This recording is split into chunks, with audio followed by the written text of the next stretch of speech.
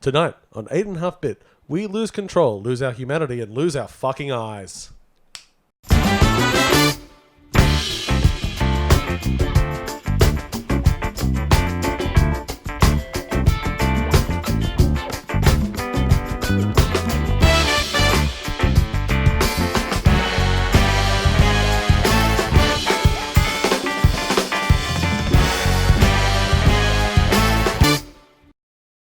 Welcome, friends of all designs, to episode 263 of 8.5-bit.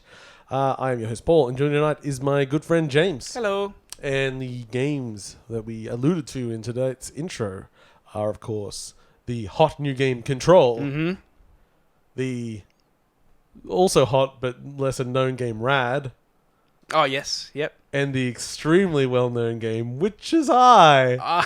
Oh, Witch Eye, sorry. Witch Eye. Witch Eye. Yes. This is a mobile game, isn't it? Shh, how do you even know? Because I've seen it on the store. Okay. Yeah.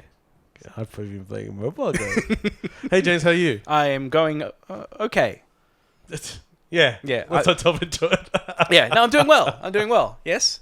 Yeah, me too. Actually, I've been very sick. Yes. But I'm less sick now, so that's good. What a tale! A Yeah, tale a as tale. old as time.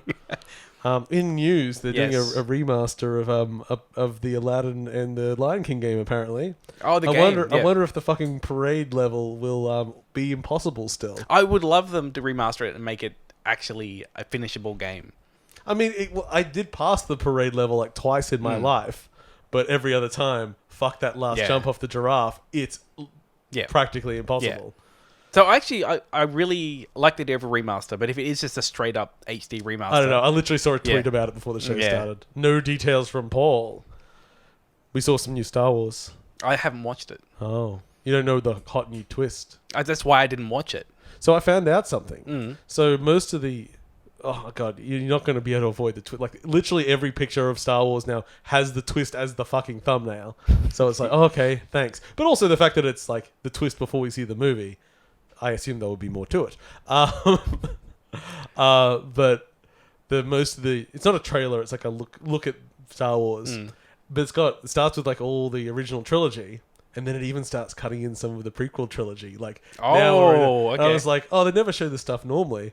I was informed. I didn't realize that Fox like had the movies that like because they were the distributors. Oh, is that it? The Lucasfilm wasn't. Yeah. So now that Disney has acquired Fox, they can finally start putting. We start getting in. We can finally start having those flashbacks to Jar Jar. I thought it was going to get swept under the rug. Me too. I thought, why would you acknowledge it? Yeah. But no, there's a Darth Maul. So is there a generation of people who, for them, don't hate them? It's their Star Wars. Yeah, of course. Yeah. So, I mean, they're very wrong. I mean, kids are stupid. We like anything. I thought, Care Bears is pretty good. But yeah, other bad movies. Garbage Pail Yeah, Kids. those kids. That's where I was going as well. Was it where you actually And it's doing where I was Garbage going. Pail? That's where I was going. Amazing. Okay. Anyway, that's all. That's the hot news off the scoop. Yep. Now, I actually have a lot of games to talk about this week. You've got a couple, but we've also got all of Gamescom. Yeah, all this news happened. But it's also like a lot of the stuff at Gamescom is stuff we'd already seen, just sort of deeper dives into it. So even though I've got 2 pages of things here, really there's probably like 4 things we'll talk about. Was there anything that like pops into your memory without me showing you the list no, from Gamescom? I need to see the list. Not even a certain game from a certain insane person that sometimes wraps himself up in bandages and says it's not me, and then says, haha, I fooled you, it was me all along. Oh, the Death Stranding stuff. Yeah, Yes. or should we say Piss Simulator 2019. Yes. We had poop and horses in Metal Gear Solid 5. Like, urination is important. So, let's talk about Death Stranding, because it's important, apparently. I still don't know what this game is. Well, I think, unfortunately, we do mostly know what it is, which is walking around. See, And I climbing keep hoping things. it's more, but I think you're right. At this point, it looks like it is taking your ladder and... The structure of the game is walking from one coast to the other of America. And sure, there will be events along the way. You will have some sort of... some issues with some people that are, let's call them baddies, for better terms. But I think the majority of the game is walking across landscapes. Because the landscape itself is not particularly interesting. And also, weirdly, doesn't look like America. No, looks like Scotland or something like that. Although I am willing to accept that something has happened. It's in a this world. post-apocalyptic America. Yeah. But you're right. It does look a little bit more European than it does. Yeah, it's very barren. It's very, very barren. But what they really, it's so we still haven't really seen proper gameplay. And We've seen pissing and we've seen ladders. Well, that's the thing. Kojima gets up and says, "Oh, we're going to show you," and he does the whole thing like, "Oh no, I was really going to save that for Tokyo Game Show. Oh well, I guess I'll show you this." And he shows the two things. He shows a ladder. He shows that you can piss, and if you piss, a mushroom will grow out of where you went to the toilet. But because it's multiplayer in a Dark Souls-esque way, if multiple players do their pee in the same spot, a better, more different mushroom will grow. Mm-hmm. So we're just going to have basically it's going to be like Second Life when we went and found all those jerk-off tubs. It'll just be like, it'll be the one. Everyone piss here. Because it's not like you're in the same game. I don't think so. Yeah, because they kind of dodged around the fact that you cannot see the penis. They didn't seem to be a They way. made that very specific that you cannot see the penis. Yeah. Well, soon if there was another player though, presumably I could then see the penis. No, because I don't think you ever inhabit the same space. I think it is Dark Souls-esque. Yeah. But yeah, so they show that. And he also then made things like, now, don't overplay this. This isn't a big part of the game. The problem is when you've shown almost nothing and then you decide to spend a few minutes talking about piss, we become a little bit urine obsessed. And so now it's the walk and pissing game. Yep. I've played worse. And then they also then revealed not that... since Postal have I had this. that Jeff Keighley himself is a character in the game. But he doesn't do his own voice. They just scanned his body and put it in. And I still don't really care about actors that look like themselves in games. I don't give a shit about that. And also, this and the sort of cameos that are looking like Jeff Keighley. I mean, bless his heart. He's done a lot. He's a good work. But Jeff Keighley is not a fucking celebrity. Yeah. Nobody, 1% of players are going to know who Jeff Keighley is, if 1%. That's pretty generous. I don't know who the guy is. Yeah. Well, you know his. I'm sure I know his stuff. I think I looked it up when I saw the names. I should probably know who that is. He was hosting the thing you were watching. Yeah. He's famous with that picture of Doritos and Mountain Dew and looking sad. But yeah, it's such a weird thing. And they did a deep dive into all those babies that are in the little tubs that people carry around. We got a deep dive into those, and we found out they're not called babies; they're called bibbies. Kojima is really, really like a genius idiot. Do you know the movie something of Trouble? It's Nothing But Trouble. Nothing But Trouble. The Bill Murray, not Bill. Everyone except Bill Murray. Aykroyd. Dan Aykroyd's movie. Dan Aykroyd and Chevy Chase, it was the movie where Dan Aykroyd had creative control to do whatever the fuck he wants, and it's one of the best movies ever made. Is this going to be Kojima's? He can just do whatever the fuck he wants, and it's just going to be all over the shop with exactly what it is. I hope it is. I think that's its only saving grace at this point, really. Because so far I have seen nothing in that game which I actually want to do. I've seen lots of rad, weird shit that I want to know about. I want to know about Die Hard, man. There are things I've seen which I want to learn about, but the actual mechanically, I haven't really seen anything that's made me interested in it. Yeah, and he is a little bit obsessed with open world at the moment. Yeah. And people tell me that they really like Metal Gear Solid 5's open world, but I didn't give a shit. So we'll see. But yes, we'll get back into some more Gamescom. Let's talk about some exciting video games. Shall we talk about... Which game should we start with, James? No Man's Sky. Okay. We can. Okay, well, and if you want to go with something else, I'm good. I've just been teasing everyone with Witch Eye for a while. So look, how about you start talking about Witch Eye? Oh, simultaneously? No, I'm going to download it on my telephone. You got to buy it though. I will buy it.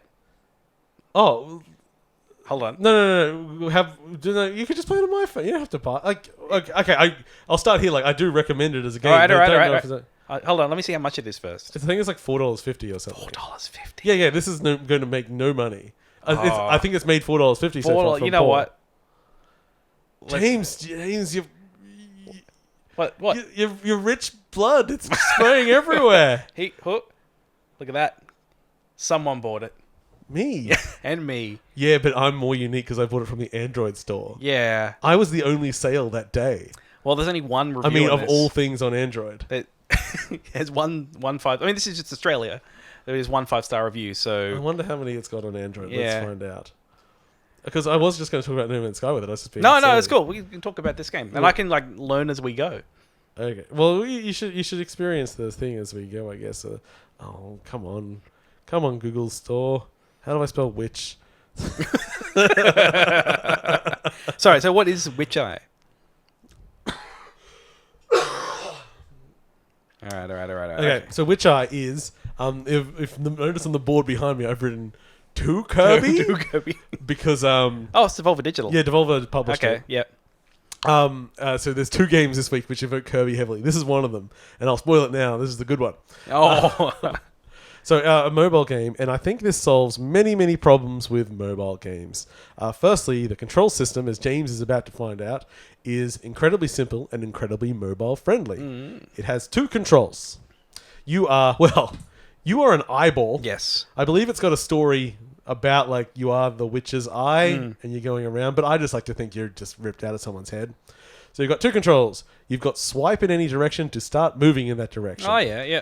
And you've got tap to stop moving. Can I hit stuff? I can. You can hit things. And each of the levels is, well, I mean, if you're competent, probably like 30 seconds to a minute or 2 long. A couple of enemies on each level. A bunch of hidden gems, like 3 easy ones and 1 blue hard one to find, which is a bit of a puzzle. So every level has a puzzle to do. I got the gem this time. A bunch of things to find, a bunch of things to fight, and they all have different mechanics. So, for example, I think James just there had a guy with a shield. So yeah, I had to. You've got to go behind him, yeah. and they just get more complex from here on in. Because it's not like up, down, left, right. It's analog. It's analog movement. Yeah. But then you can also rebound a bunch. Yeah. It's very forgiving. But it's also really, you'll get a boss every couple of levels, and they don't really repeat. So it's got quite a lot of custom content in it. Guy had an awesome little hat. Yeah. So it's just very concise. It's very cute pixel art. It evokes Kirby a little bit. That's what I was going to do. Or even something towards maybe a Fantastic Dizzy or something. That sort of pixel art, 16-bit era. I missed the gem. You missed one of the gems, yeah. Bloody idiot. There are more secrets to find beyond the gems in some levels. But what it means is like we've got a platformer. Well, it's not really a platform because you float, but you have really, really good control. And I was going to say I recommend doing a stop more than you generally do. You find you stop more as you. Yeah, because I find like the thing which is throwing me off a little bit is the rebound. Because I guess you have to take that into consideration when you hit things. Yes, so what you'll often find when you're trying to do something specific is if you rebound... I should stop more. Like as soon as you hit something, you hit the stop. And then it means if an enemy needs multiple hits, you can actually just go hit. Okay. Really fast with the right timing. So it's like a really accessible control that gets quite a bit deeper. The game hasn't gotten hard, but it's also not simple. But it's also... real toilet friendly. Yeah. Like that's what I'm saying. Like the levels are short and brisk, a really concise challenge. If you fuck up missing a gem, you can just reload the level and it's only going to take you 30 seconds to do it all again. I think there's less pressure than I originally thought there was because I can just stop. Yeah. Yeah, like I thought like... If you think you're like trying to juggle the whole time, like keep moving, like that's hard. The fact you can stop is I think what the big difference. I got all the gems that time. Yeah, good work, man. Yeah. No, that's really cute. I really love the art style. As a character, an eye is an interesting choice. It was actually one of the things I have seen this in the store, and I was kind of interested in it. But the fact it was an eye, I wasn't really sold on that fantasy. I don't want to be the disembodied eye of a witch. But yeah, it's not random, is it? It's no. It's completely custom made levels the whole way. They are very, very specifically designed. Combat encounters get harder and harder as you go along. Do you get any more abilities? Nope. So this is my... That is it. What becomes more interesting is the interactions of the other creatures you come across. And the mechanics of the world. So things like underwater levels, there is actual buoyancy, so you have to keep pushing yourself down. Yeah. There's ones with wind and things like that. And it's all been like, none of those things have got to the level where this is frustrating, just to the level of like, now I just have an additional challenge. It is a very unique control system. Yeah, when I played it, I'm like, this is kind of like obvious but fun. It gets there. I mean, in that time, I've finished maybe 4 or 5 levels. I think. What am I up to now? I think level 4 or so. 4. So like there's an idea of the pacing. That's your first bit of water. And you can have a conversation while playing it. That's a fun little game. Yeah, I think it's really, really good. And as you said when I said it's $4.50 Australian, boy, that's going to turn off a lot of potential customers. Yeah. Especially since it also like, I think it's like 10 levels per world, and I think there's 6 worlds. So there's only 60 levels in it. But I mean, I don't know how much more I want to play a design thing like that. So for me, this is like a perfect mobile game. For the mobile market, they hate shit like this. Well, for the $4.50, I expect to have at least 400 hours of entertainment out of it. It's probably pretty poorly timed, given how likely we are to be getting Apple arcades Arcade and everything in the very near future. Well, it's also the first mobile thing I've noticed Devolver had published. So maybe they were just playing with something. Yeah, I've been going premium right now. Yeah, it's kind of rough. And given it's for...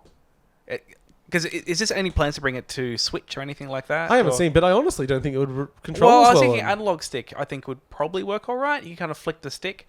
I mean, like you can certainly make it work. Yeah. But it feels like it's very much designed for touch that's screen. like a game like this. I kind of expect, especially premium, you'd be going for something where, look, I want to get this on console, like a Switch or something as well, because it looks like it'd be a good fit. Like, and whilst you can certainly swipe on the Switch, you can certainly still do that. Yeah.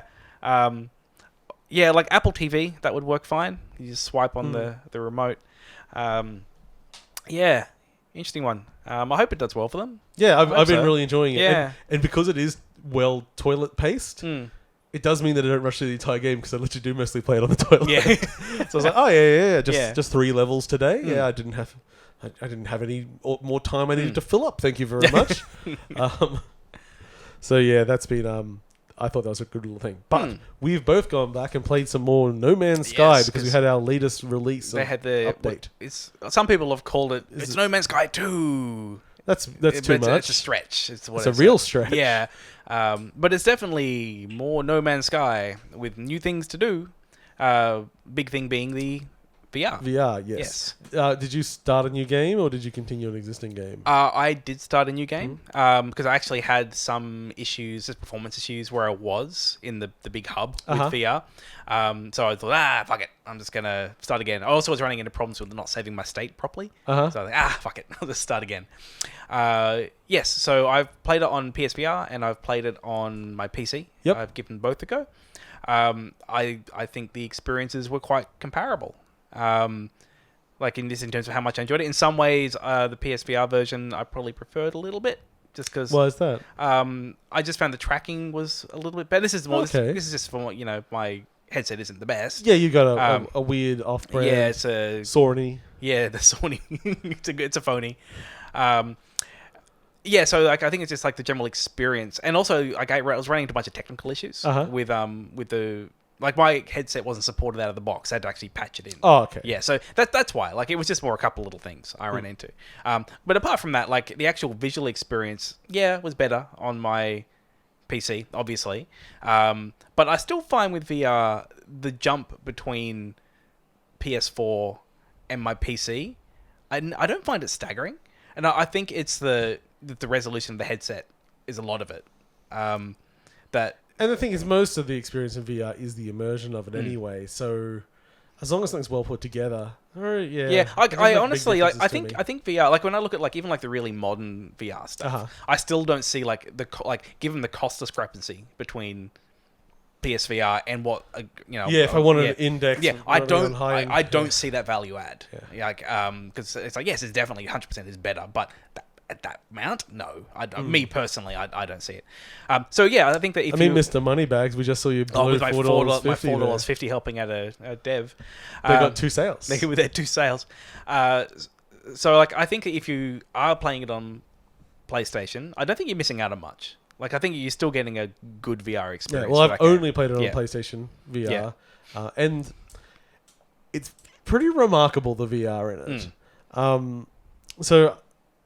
I loaded up new game because the last time I played was literally when the game launched. Yeah, so a lot has happened. A lot has changed. Yeah. Totally different onboarding. Totally different beginning of the game. Get in there. What they've done. So both your hands are in the move controllers, And the big thing they've done is all the menu interfaces are basically interfaces that are projected off your wrist. Yeah, so you point one hand to the other, and that's how you access the menu. And accessing the menus is actually fun. Yes. Which is not normally something you say about menus. It took a little bit while to get used to just how to read it all again. Like, okay, how does this craft this and all that? Yeah. But that wasn't the VR thing. That was just remembering how the fucking game worked. Yeah, like it's still a little bit obtuse how you build things in that game. Yeah. But yeah, you get the hang of it. I liked so locomotion around by default is teleport, Yeah. which is what I need to not throw up. Yeah, so I kind of swapped between the two. And to start off with, I turned off the teleport. And after about 20 minutes, I was. There's so much going up and down a height map in that game. And also, if you just go teleport, it's just generally easier to get around the world. Like, if you want to, because the game is about looking at things, and if you go teleport, if you just want to look down a hole to see what's there, well, you just teleport in. Yeah. And if you want to get out, you don't have to use your jump jets. You just look up, and it's actually, I think it's quite clever how it works. How you point where you want to go, and the little orb comes out, but the orb acts as if you're moving forward. Yes. So it's like if there's a door in front of you, it will open it up. And I think I assume they're actually masking loading and things like this as well. So I thought it was a clever way, because you're only going to be able to move through that world at a certain rate. That's it's what I really going to like, have to load it up. I heard some criticisms to it, and some people just seem to not like teleport. It always blows my mind. It's like, you must have an iron composition of your stomach. I mean, I understand someone not really liking it. But it's one of the like, you just teleport instantly everywhere. I'm like, wait, did you play the same game? You do not teleport instantly. There is travel time of you pointing somewhere. And like, if you want to go over a mountain, you can just teleport straight over a mountain. But you have to point up with an arc and let that little ball go all the way over there. And it changes color. It's probably it is faster than running there, but not that much faster. I still feel like I'm moving through it. Like, it's not so I actually think it's quite clever how it works. I don't know if any other games have done it, but how the little ball, when it gets occluded by things, when it goes behind other things, how it kind of changes color. Yeah. But it'll still turn a certain color when you can land. Yes. So it's like you can kind of point up and go, oh, I can see the arc, and fish around a little bit and go, oh, cool, I can, blink, and you sort of teleport up. I really like the movement mechanic in it, It is one of the first VR games I've played in a while where I have just gone, wow. Like, I verbally said, wow, just at some of the stuff I saw. And probably having played it a lot, like being in there and, getting the sense of scale for a tree. Yeah. Like seeing that and wow, this, this thing looks huge. And it's just the sense of place you get in there. But what I really loved was eventually when I got into the ship, and I could look left and right and see the engines. It's because one of the things I love is the fantasy of space flight. Yes. And actually just looking, and it seems like a small thing, looking and seeing the engines, but it's I'm in a cockpit. I'm looking around. I can see little things moving in front of me, because they went and redesigned all the ships. They had to, because one of the problems they found as soon as they went into VR was the cockpits are too small. So that the ship that I have is now actually quite a lot larger. They've kept all the same. They've actually just gone and redesigned all the parts. Yeah. So you can actually work as a spaceship, which I think actually sells the idea even more now, because it's something you get out of out of Star Citizen. It's because it's all physically modeled the space. They do feel a bit more substantial. When you see a ship, it's cool. I know it's a certain size. I can go inside. There's it feels more like a thing. Yeah. And I think by making it a bit bigger, and then keeping that scale when you go inside it, it does kind of give me that fantasy of owning a spaceship a little bit more. I sure hated those flight controls when I first used them. Those I thought. At first I hated them, but again, fantasy of flight. One of the things I really enjoy about space games is learning controls, and you can learn them. What I found interesting was that if I'm playing a flight game, my controls are inverted because that's how a flight stick works.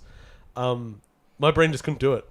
Oh, really? Yeah, I was moving everywhere. I didn't even understand. I'd be turning the wrong direction. I'm like, but why would I be turning the wrong direction? Left and right, is it inverted? What the fuck is wrong with my... As soon as I just changed it to non-inverted, it was still a bit sloppy feeling, but it was a lot better. Because the thing is, you're grabbing a virtual joystick and then you're moving it around, but you're not holding anything in real life. So so I found you really had to hold your hand in a certain way. That's what I could never really get.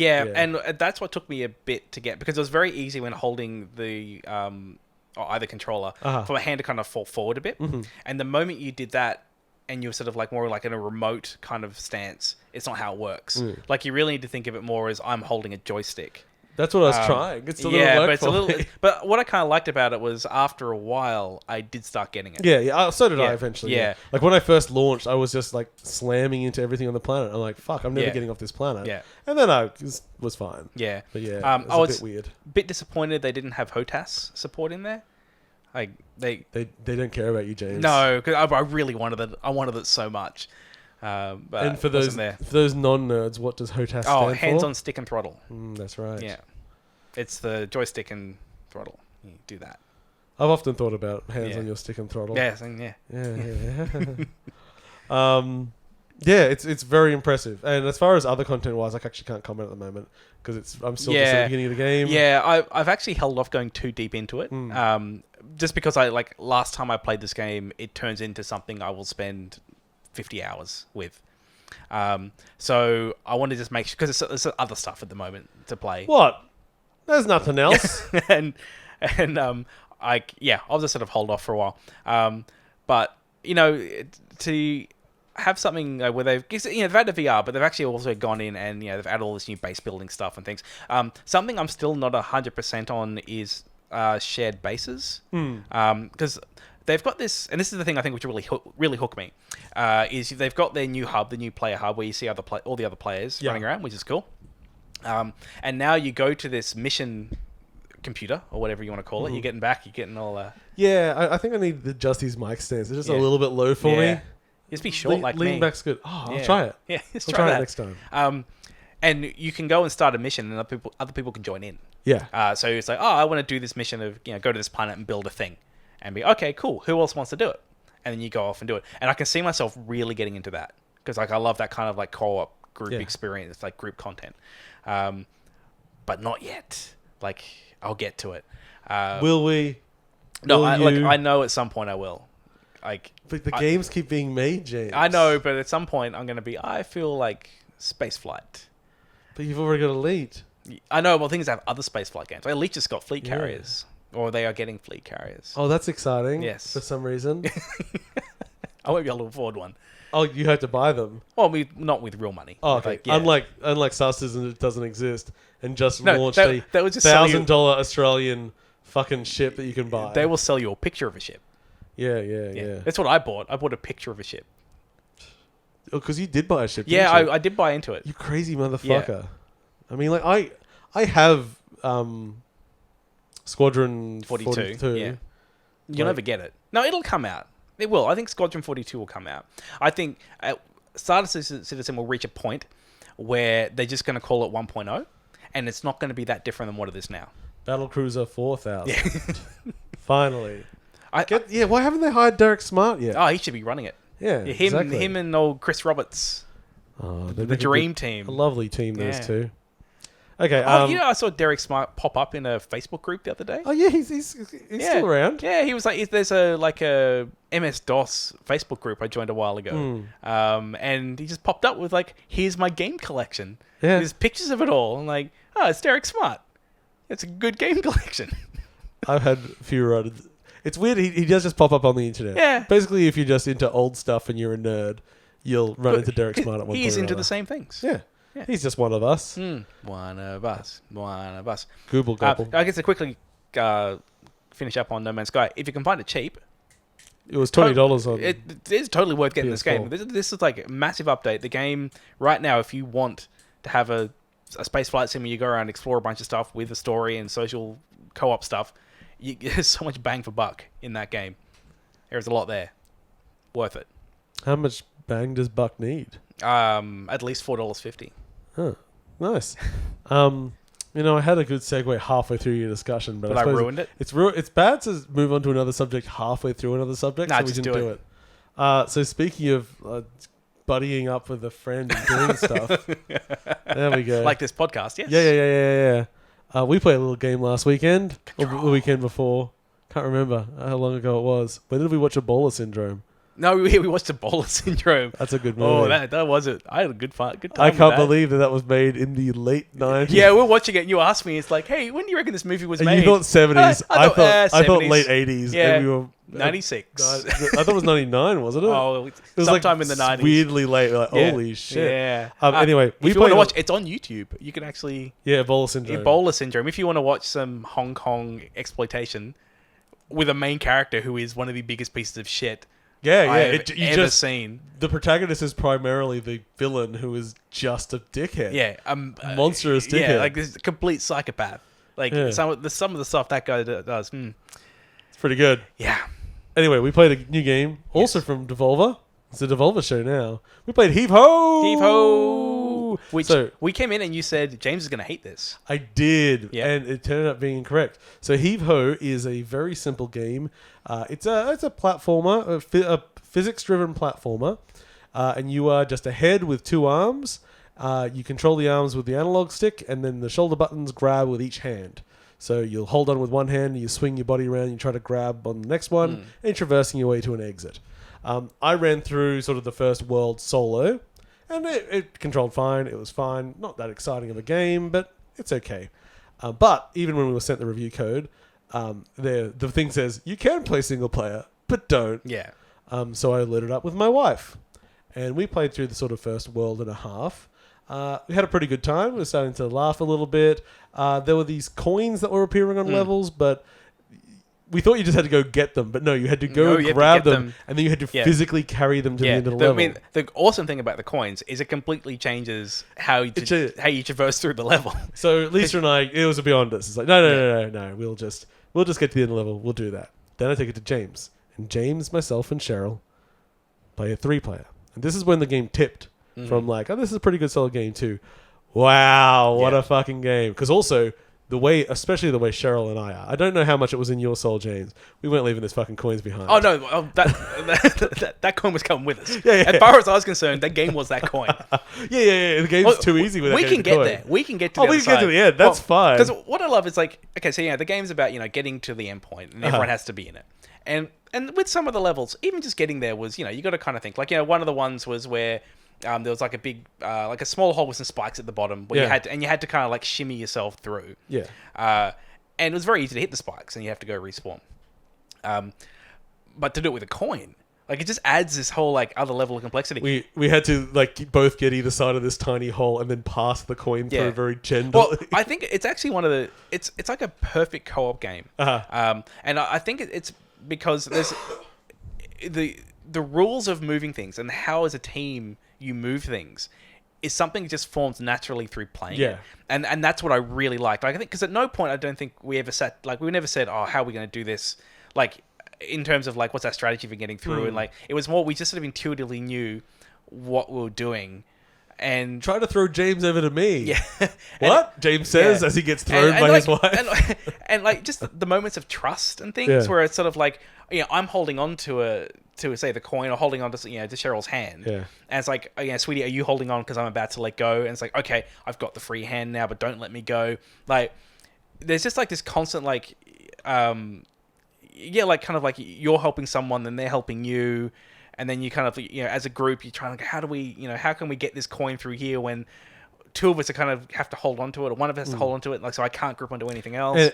It also then, inversely with that, has a low penalty of death, where throwing someone to their death is just a funny thing to do sometimes.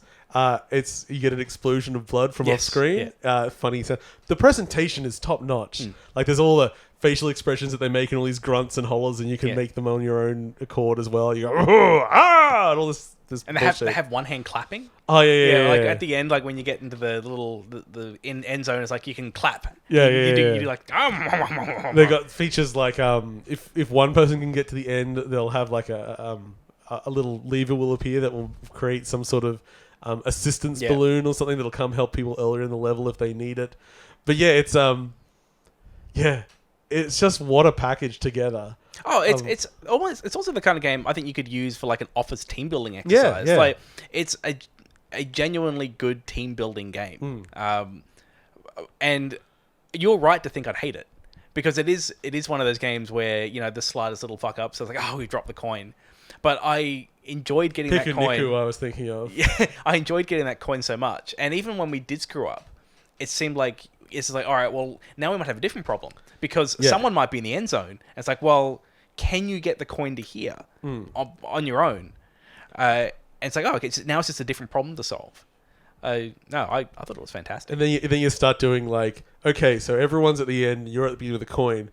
If we just sort of like hang off one off the other near the end and make like a net out of ourselves, can you just try and toss the coin at us? And that shit works. Yeah. It's just like it's just physics. It goes there, and just it's charming. It's funny. It plays really easily. It's very readable. Like because you build your character, it's like lots of goofy costumes you can have, and then it had assistance mode. I'm like, oh, what's that? Yeah, what is this thing? And all it was, it just turns one hand blue and one hand red, so you can see which one's left and right easier. Yeah, no, I turned that It's like- on. It's like, oh, yeah. I mean, yes, thank you. That's good assistance mode. Awesome game. I'm playing it on Switch. I think it's on PC as well. Don't know if on anything else. But 100% co-op. I think 3. Would you say? I think 3 is where it turns. Yeah. I think 2 is like it's good, but it's a different kind of game. So I think 3 or 4 is where you want to be. I would like to do it 4. I think it would still work really well. There's a go-op. No, it's just 4 max. Isn't It's it? 4 max. Yeah. Any more than that would be chaos. Yeah. It'd be a different game. Although, imagine a team versus team game. I would watch an esport of this. Yeah. Like, I think you could actually have some great team play. What if Regular human basketball? 2, but with Heave Ho characters? Yes. I would watch an esport of Heave Ho basketball. Oh yeah. Where you have the coin, get the coin to score. Yeah. And people making structures out of themselves to do. Actually, would be fucking amazing. Okay, let's pitch it. Yeah, Heave Ho basketball. Yeah. Okay. Which I will, as an odd thing, on a very one point, because why not? I need any segue I can go. I'm going to talk about the game Rad by Double Fine. Is this by Double Fine or published by Double Fine? By Double Fine. By Double Fine. Okay. Okay. The newly Microsoft purchased Double Fine. So, Double Fine decided to make an 80s themed roguelike action game. That's not a bad mix. I don't mind a roguelike. I like my Binding of Isaac. I like my Rogue Legacy. I like 80s. I like 80s stuff. So basically, post-apocalyptic. Basically, the chosen one has to go out, and to be the chosen one, they go like, "Oh, you're going to be very susceptible to radiation, but you're going to take it on board, and you're going to mutate." It's their excuse for having weird things happen to you. So you go out, you're a kid, you've got a baseball bat. It feels good. Yeah. Not great. It feels good.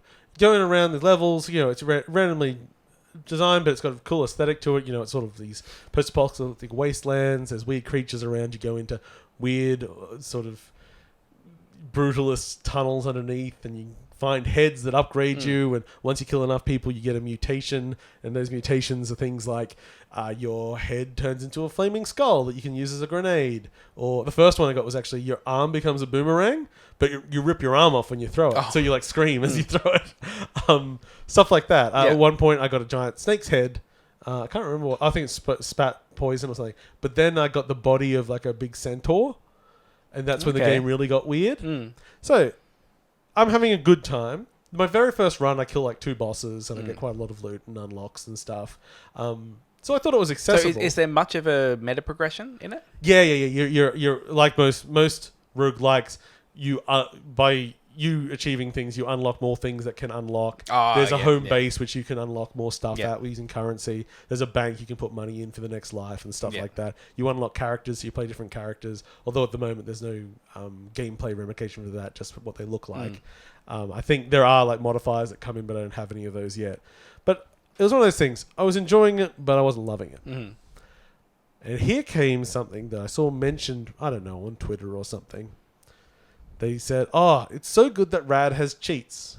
Like, what? So if you go into the menu, it basically has accessibility options. Well, I don't think they call them cheats, but somewhere in between those two ideas. And these are things like start with double health. Start with your first mutation already on top of you. Start hitting harder. I turned all those fucking things on. Because you know what sucks in a roguelike? The beginning part? Yeah, where you're just like, oh, here I am with a baseball bat again for the next 5 minutes, just killing boring mobs. It's like, yeah, how about we skip the first mutation, so I start with one special ability, and I just make the stuff more fun to fight earlier on. I was blasting through levels. I was having a great time. And I think that should be the normal mode, frankly. I don't see a good argument for... Because I still die in it. I haven't beaten the game with that on the first go. It just made it much more fucking fun. It's like, you should have more of this. Jesus, why not? If the hard is there, if people want the hard. Yeah. Because but, yeah, I was like, maybe... A roguelike that... I suppose, like, at least in Rogue Legacy, you started with some abilities. That was a good... Not too many of them actually do that when I think about it. You've got to, like, get your first chest or something. But yeah, it's like, why hold off that moment? Why hold off as like, oh, you know what's really good? Being weak and boring. I've done that. I've already done that bit. Let's just forget about it altogether. That is something which often roguelikes do lose me. Like, the idea of going back to like, oh, well, I've got nothing. Like, you know, I have a starting gun. I'm like, hey, I know I'll play it and I'll get it something else. But I don't like that part. It's just, it's a bit... It's like when the first level's like it's a different design, but it's always the same level in a way. It's got most of the same elements. Although I have noticed that there are a mix up of like characters that are on the level and abilities to find and stuff like that. The first run I had a crazy amount of buffs on the first level. Probably why I got a few bosses deep on my first run. And that's the joy of a roguelike. Well, the most fun I had with Enter the Gungeon was when it was bugged. Yeah. And I was getting a new gun, I think, like every 3 chests. I was having an amazing time. Yeah. Like, I got through, like, the first area, like, because I had all these sweet new guns. Yeah. I still died. But, like, I was just having an amazing time with it. Yeah. And then they fixed the bug. And he does, like, I was like, oh. one gun a level, like, basically. Yeah, it's like, I think it's like, it's like, there is, like, some, like, set number of guns you'll get per level, and it's quite low. It's like, I kind of want them to just have that as an option. It's like, hey, do you want lots of guns? Like, yes. Because that's the mode I want. Finding different abilities and the synergies between them and stuff, like, that's the joy of the roguelike. And you know what? Not dumping in tens of hours to find that out, kind of beneficial. Yeah. Let's just be a bit more generous with it. I liked it. So, yeah, I think Rad was good, and with the cheats on, very good. Yeah, it looks okay on the Switch. It's a bit... How's the frame rate? Got a weird... Frame rate's good. Solid 30? I would say so. I won't stake my life on it, but I would say it's 30. It's just a weird, like, there's got a lot of post-processing effects on it. So you sometimes can say, Jasper, is that fuzzy or is that on purpose? I don't know. Whatever. It can be both. Yeah, it could be both. And I play everything handheld anyway, so... Yeah. So that is rad. Okay. Let's go through a little bit of Gamescom. You want one of these pages? Yeah, I'll see if anything interests you. You interest me. Okay, so Nintendo had its like indie night. Not a whole lot was there. They showed Freedom Fingers coming to the Switch. It's good to know. Super Hot. There was a game called The Tourist, but with a Y instead of an I. I thought that looked really cool. Is it just the font treatment looked good? Like, was the game alright? The game looked good. It reminded me of The Real Texas. Oh, Jesus, that's going back. But with a nicer finish to the graphics. But yeah, just some sort of weird adventure game based on some islands and with very blocky graphics. But it was sort of the standout for me. But I haven't seen much gameplay of it. But one of the surprising ones was they did the Hotline Miami collection. And then the next morning I got a oh man, we're very Devolver today. I got a message from our Devolver contact saying, hey, you want a code for the Hotline Miami collection? I said, yes, please. I'll have a look at that. By the way, how did it get through Australia when Hotline Miami 2's banned? And he said... They went, shh. Well, I think... I can't say it verbatim. I could look it up. It was... I don't... Oh, just wait a second. Are we actually on 262? I've written 262 on an earlier episode. Oh, well. Who knows? This is like someone asked me my age the other day, and I was like, 36, 37. Something like that. Yeah, I can't remember. No, we're 263. We better change the board. Give me a second. Oh, it says 263. It says 263. I think the number on your page is wrong. It's just the page of my number. That's Quick, good. Change the number, even though no one will ever see it. Welcome, friends of all designs, to episode 263 of 8.5 Bit. And we'll put it back at the beginning. It'll be great.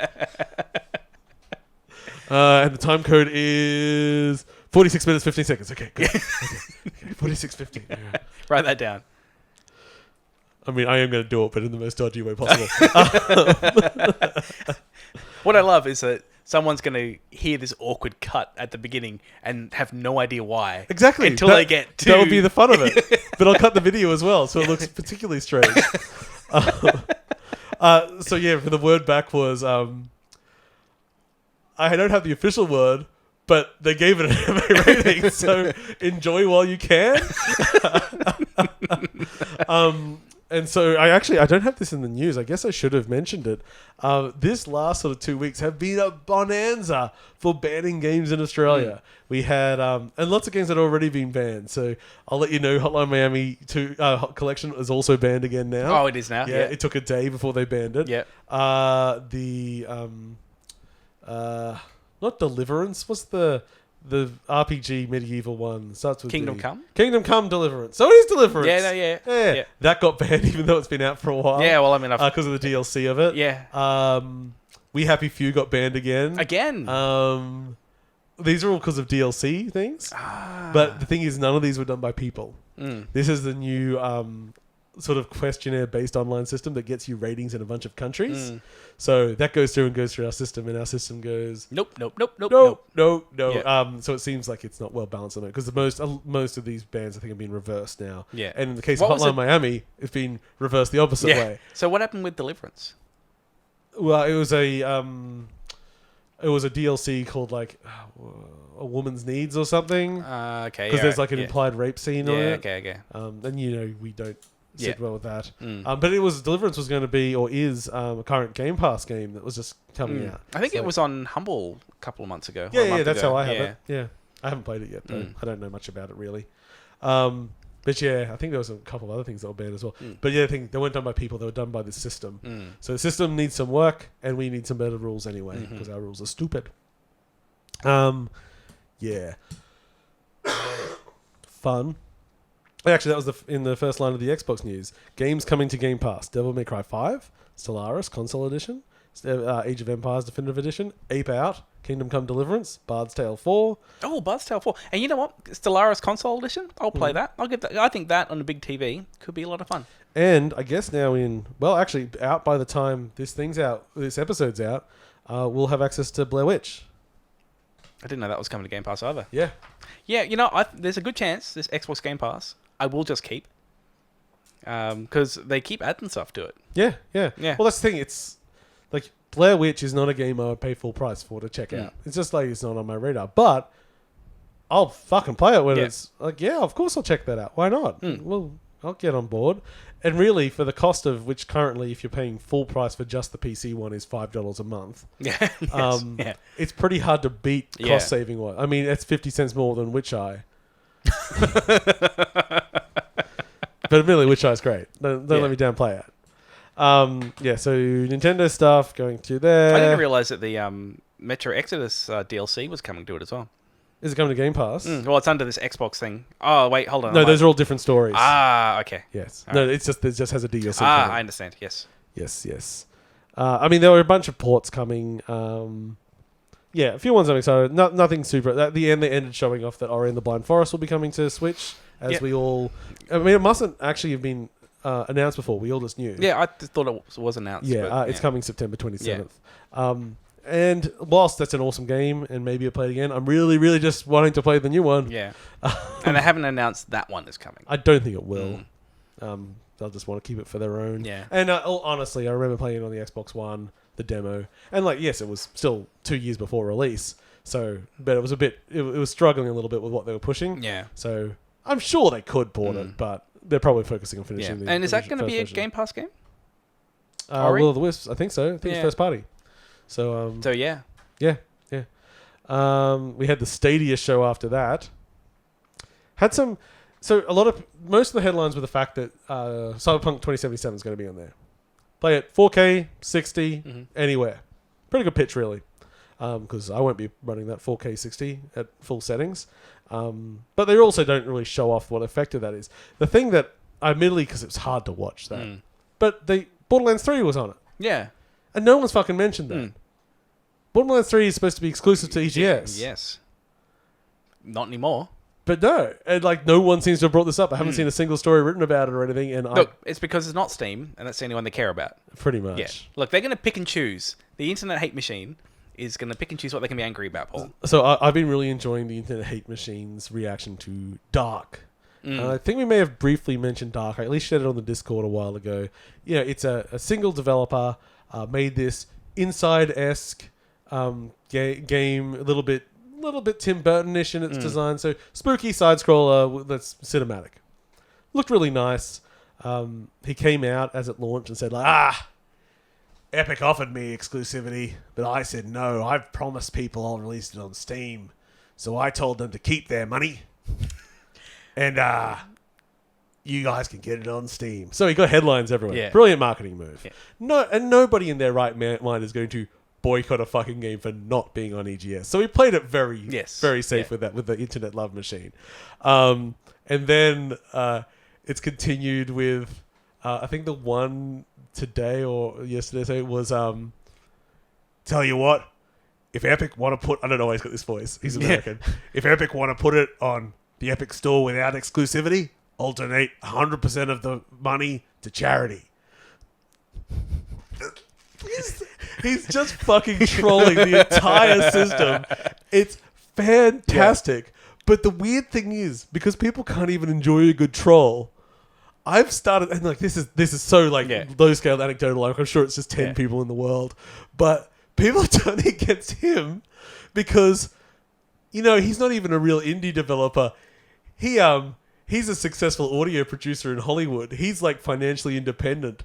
He didn't need the money anyway. It's like, what is even your fucking argument? Like, when does that come into play with anything? He still made a game and released it on his own.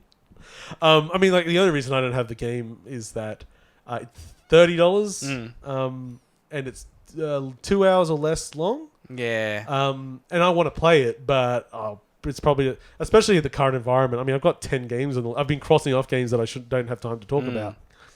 I'm playing so much at the moment. It's like, I can afford that later. But it looked good. It got decent reviews. Yeah, that's small. He's a small guy doing his best to find a marketing angle, and he's done a pretty good apparently one. he found one. Yeah. Now, will it match what he would have made with exclusivity? Probably not. Maybe not. I would have taken that money so fast. Oh yeah. But it's like he might have more. I really want money. He may have more notoriety, even if it's less sales, so it might help him in the future. Yeah, it could maybe. be. It could be. I mean, down the line, I don't know. It's been pretty funny to watch the internet hate machine. That's one of the times I've laughed at it.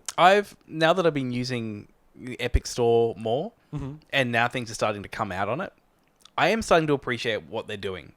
Like, I just, not so much the exclusive like that. I don't really like the fact it's exclusive, but more the curation. And I don't know how they could have this kind of curation without the exclusivity. Yeah. So, because I guess what are the choices? Like, if they didn't make it exclusive, there'd be nothing special about it. Where what I think they're trying to recapture is the early days of Steam, when being on Steam meant something. And, you know, Valve were picking and choosing what was going on. And if you were on there, then you could have some degree of success. And it'd be nice to get a platform that does that again. Yeah. So like, I don't know.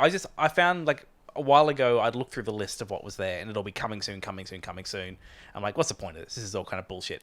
But now that more of those are actually released, and so now it is becoming a shop front that I go, oh, what's on there? Because there will be stuff I haven't really heard about that just pops up on there, and be like, oh, cool. That looks cool. It's funny. End of last year, we were very excited for what Epic Games Store would do. And then as it started to get a bit of the negativity, we soured on. We weren't really anti it, but we were like, oh, yeah, I don't know if this is good for everything. And now I'm just fine with it. Yeah. It's like, it doesn't get in the way of anything. It's the small flaws with the actual store are improving. The argument that it doesn't have a shopping cart, well, neither does the fucking Switch. Yeah, that doesn't... it doesn't have a shopping cart, but it also doesn't have... many games. Tens of thousands, hundreds of thousands of games, which are hot trash, that I have to kind of like, I might add I don't have 2,500 games on my Epic Games Store list. Yeah, and that's actually not a bad thing. No. So... But it doesn't have cool games like I was playing Golem Creation Kit, which I won't talk about. That's a teaser for another night because we won't have time. But Golem Creation Kit, it's a winner. Okay. Kinda. It's cool. I'll show it to you sometime. It's great. I was researching bad games and I'm like, no, this was actually pretty good. You accidentally found a good one. Yeah. Oh, I find lots of them are good, actually. Other things that are interesting on Stadia, they also announced that it will have Mortal Kombat 11 and Samurai Showdown, which, having fighting games on there, is a big show of power. And if also, they work, yeah, well, that's... latency is a killer there, right? Well, that's what will be interesting, because it's input lag versus network lag, because these, I'm pretty sure Samurai Showdown have as well, but Mortal Kombat has online play. So... the feeling of it versus because as soon as you got online playing a fighting game, there's problems you're gonna have there with lag and ping. It's like, okay, well, they're both running on the same server, so their interaction will be... But instead, it's input lag. That's an interesting one. Yeah, like, what's worse? Yeah, that'll be what's interesting. I honestly don't know. Neither do I. This is all a wait and see. Yeah. And that's why Stadia needs, like... They need to launch, and...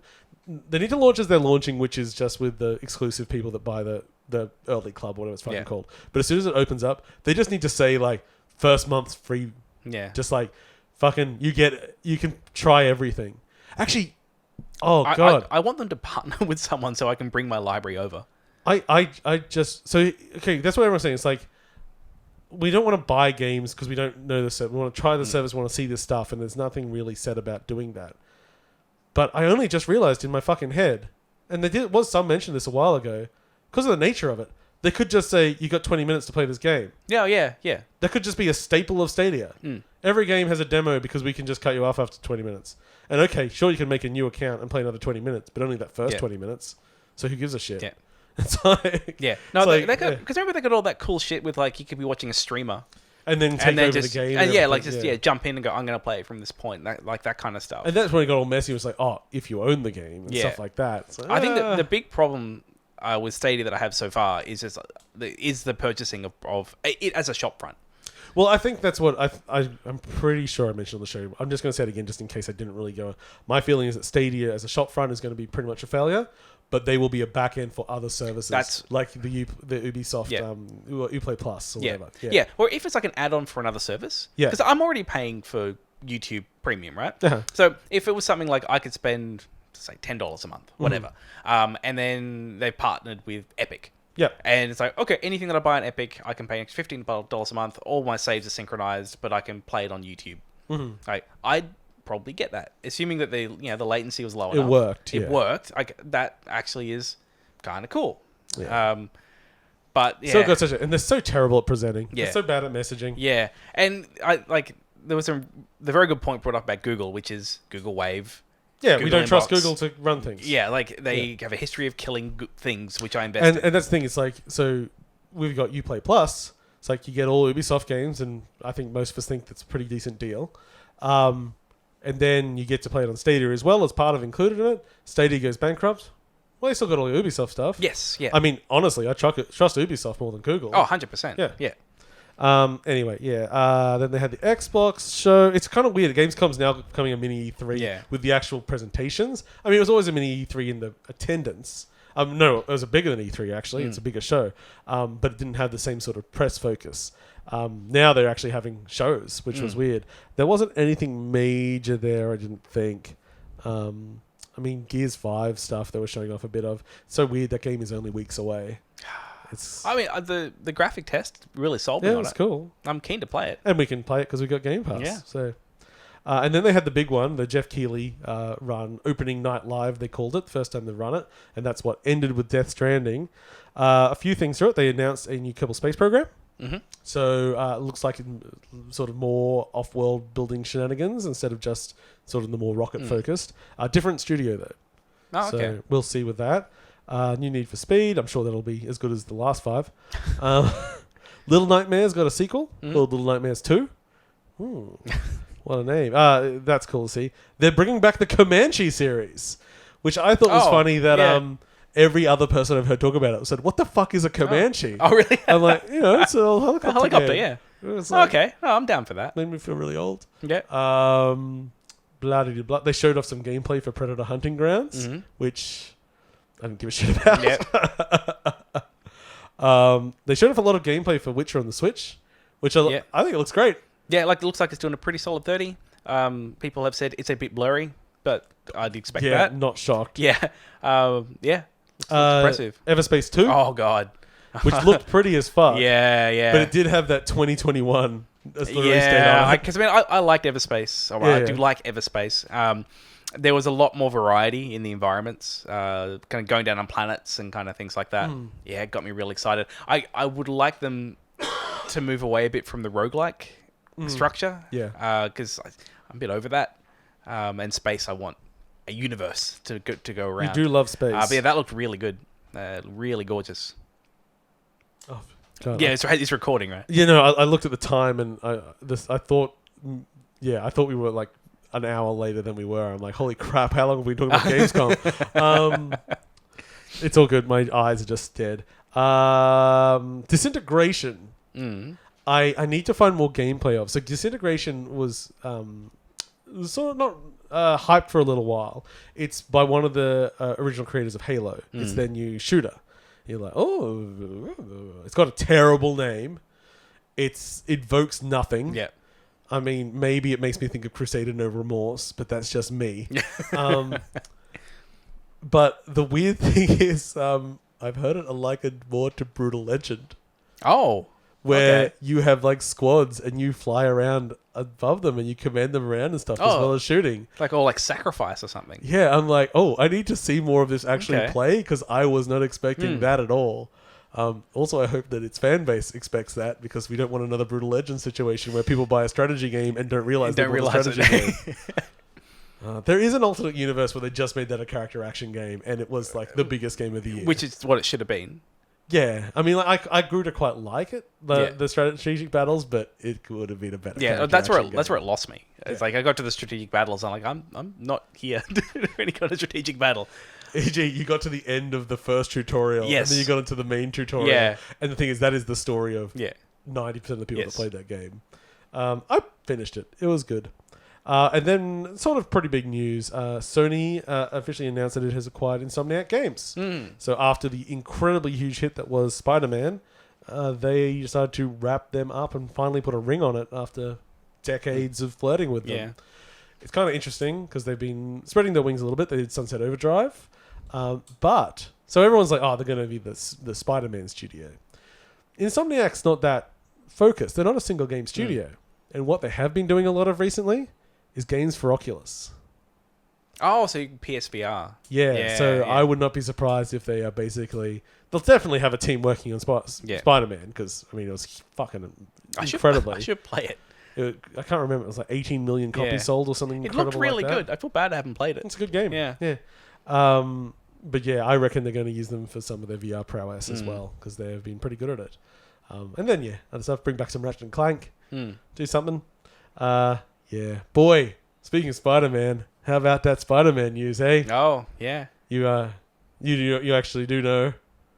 Oh, about how Sony is keeping it? I mean, they're always keeping it. Yeah, or like it's like... They took their ball and went home. Yeah, like it's, what's the name of the actor that plays... team? It's like that Spider-Man is now out of the MCU, right? I can't get the name Todd Howard out of my head. Howard. Yeah, Todd Howard. Todd Howard, famous Spider-Man Todd Howard. Todd Howard, yeah. It's similar. Yeah. Tom something? What is it? Holland? Tom Holland? Tom Holland sounds right. Tom Holland? Let's just put Tom Holland in and see if it... Not Tim Holland. Let's see if it auto-corrects me when I put it in. Did you mean Tom Holland? I did. What? Oh, I'm in Google Play still. Tom Holland books. Tom Holland wallpapers, top 8K. That's what I was after. Oh, this is all very good. Thanks, Tom Holland. Yeah, I do like the way that both Disney and Sony have been trying to play on like the Twitterverse to try and influence the negotiations, and it's not working for either of them. Everyone hates them all because no one gives a fuck about the business side. Yeah, they just want their Spidey. Yeah, like from Sony's side, Disney basically walked in and said, so now, currently you get 95%, but we want 50%. And they just stood up and walked away. Like, you just fuck off. Yeah. It'll be fun, because you saw the latest Spider-Man. Yeah, I enjoyed it. The way it ends is, like, they put a lot of eggs in that basket. Oh, well, they were setting him up. Like, Disney did not play that negotiation cool. No. They, said, here are all the cards. Now, money, please. Yeah. It'd be a bit like if they were like, if Sony owned Iron Man and they were like setting that up, and it'd be like, I'm going to play hardball with this Iron Man character. It's like you sort of made him the central of your entire strategic plan, isn't it? It's like, well, yeah, but we thought you wouldn't care about the business and you'd care about the fans.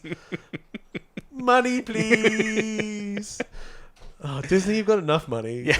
You'll be fine. Just leave them have that money. It's fine. Well, that's the thing, because Sony made basically pretty much as much money with their fun but shitty Venom movie. Yeah. And they're like, we can do this. Yeah. We don't need y'all. Yeah. I did enjoy that Venom movie. Yeah, I mean, really, the thing is, other than it just missed like 2 scenes. Yeah. If it just had 2 extra scenes and a little bit of better writing for some of the other characters, I really enjoyed Venom. Yeah. I love the fact that he is like, he just wants to be the only Cenobite on Earth because he was bullied and he's a loser in his own planet. It's like, no, I want to be the good Cenobite. I'm sick of being a nerd. Oh boy, what a plot line! It was good. I had a good time. And then sequel, as far as I'm aware, Woody Harrelson is still lined up for Carnage. Oh, of course. Why the fuck not? Do it. I love it when it's crazy. All good. Also, still sort of Gamescom related. Ace Team, one of my favorite. They announced Rock of Ages 3. Yes. Which I was like, oh, okay, that's cool. It's got a level builder in it now. Cool. Not my favorite series from them, but it's pretty good. But also, they showed off more of a game they announced a while ago, which I'd forgotten about. Which is so that? It was new to me. The Eternal Cylinder. Oh, yes. It's a... It's a survival game. It's a bit Spore. Where you play these little blobby creatures that sort of evolve and mutate as you go along. And the whole world is being rolled over by the Eternal Cylinder, which is this giant rolling cylinder that is just slowly moving towards you the whole time. Yeah. I'm like, this game looks fucking amazing. Yeah. It's so in line with everything I love about Ace Team. It's like all the weirdness of Xenoclash and everything thrown together with just weird systems. Like, God, I'm so down. I don't think it's till next year though. Yeah. But yeah, I'm all over that. Okay, so we've held off long enough. It's time. We've shown enough control. It's time. Talk about Control. Yes. James and I are doing a game club on Control. We've recorded about an hour and 15 minutes on this thing so far, 2 episodes, which should both be out by the time you listen to this.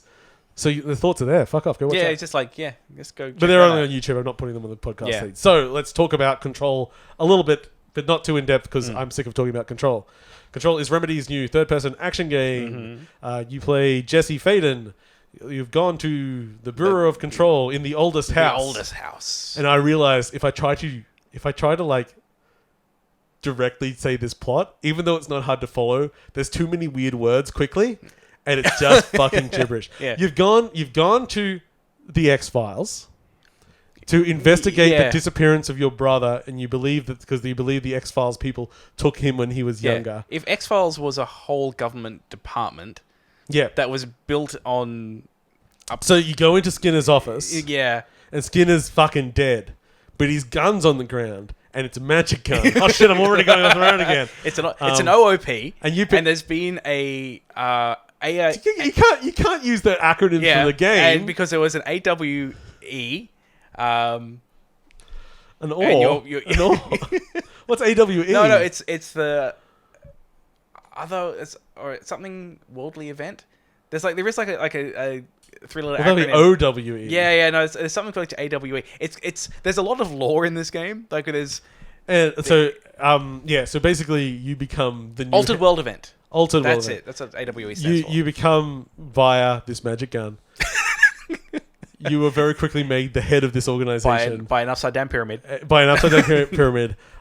You're made the head of this organization, but you're currently under siege, and you have to fight the Hiss. Yeah. And work out what happened to your brother, and defeat the Hiss, and have tea with that pyramid, and get lost in a cigarette ash maze. Well, you get through via the Dream Hotel. Yeah, it is primarily a shooter with superpowers. Yes. Yeah. The gunplay feels a lot like Max Payne. Yeah, it feels very, very Remedy. The gunplay feels very Remedy, but all the powers on top. And I didn't play Quantum Break. I still need to. So it might feel a little like that. Just the ability to throw shit around and everything you can bring up. And you get into the powers relatively quickly. A couple of hours into the game, you'll be pretty powered up. It's pretty fun. Yeah, it's open world. A lot of kind of like moving around, backtracking. It's Metroidvania. Yeah, very Metroidvania. Although gated a lot by plot, not by abilities. Yeah. It's more like you will get it's gated by key cards mostly. It's like you keep getting elevated privileges. Yeah, I guess. To go to get to other places. Kind of is the most boring choice for that, isn't it? Yeah, but it does that. It loves the mundane. Yeah, it has choices in that game. Yeah, weird choices. And it's one of those things I said on the last gameplay we recorded, Game Club we recorded. Sorry, that the game is ludicrous. But sometimes, for a long time, I forgot to laugh. And now I'm back into laughing and having just a jolly good time with most of it. It is very silly in a way that only Remedy sees it. It has all of their live action TV shows. Yeah, it's like if you remember like Max Payne, how you could like, I can't remember even the name of the character, but there was like this whole story that was going on. Like you could watch on the TV and get different episodes. That kind of stuff is throughout all this game. Yeah. The characterization is really dumb. For a secret organization, no one keeps secrets. No, they're very liberal with their secrets. Like, here you go.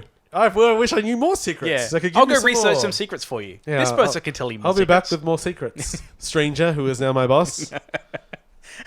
I can tell from that poster on the wall. Yeah, the poster changed. And also, you have the magic gun. Because there is only one gun in the game, but it transforms into the different guns you need. Which is fun. Actually, that's probably the most interesting thing combat-wise with the gunplay. I suppose with the I just call it magic because I can't remember what they call it. It's magic. So we're used to regenerating health in action games today. This game does not have regenerating health. It has regenerating ammo and magic. So you're not going to run out of any offensive abilities. Yeah, so you deplete one, you swap to the other. So you alternate between... Yeah, you just sort of alternate. You don't need to equip. You have them all equipped at the same time. But you'll use one and then you switch to... So you get a rhythm with that. And then you just get health from killing enemies and they drop health behind them. And it's kind of weird that it's kind of the opposite of most games. They do the regenerating health and you have to pick up ammo. The ammo, yes. Yeah, you have to pick up the resources. So it gives it a nice different feel to it. At first it was like a little bit... When it was just the gunplay, I was like, this is fine, but I'm not excited. Now that everything's going on. Yeah. I mean, because the very early power you get of the telekinesis.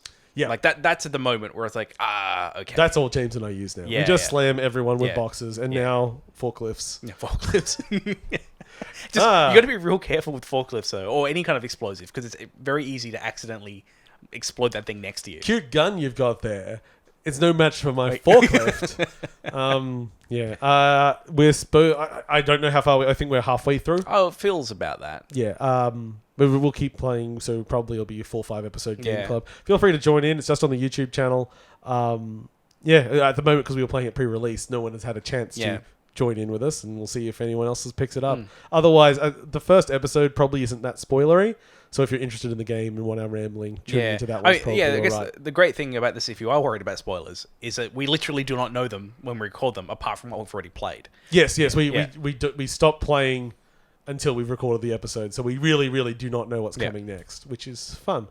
Hopefully there must be twists. It's a fucking mystery game in a twisty house that transforms and shit. No one built the house. It was just there. It's just very old. Yeah, it just changes its form depending on the architectural needs of the time. But it doesn't want you to see it anyway. No. Like, you won't notice it. Because the house doesn't want you to see it. Only if it wants you to see it will you see the house. Yes. And it will be whatever form it feels like. Yes. I wouldn't go inside that fucking house. What house? Oh, no. It's all gone wrong. So Control.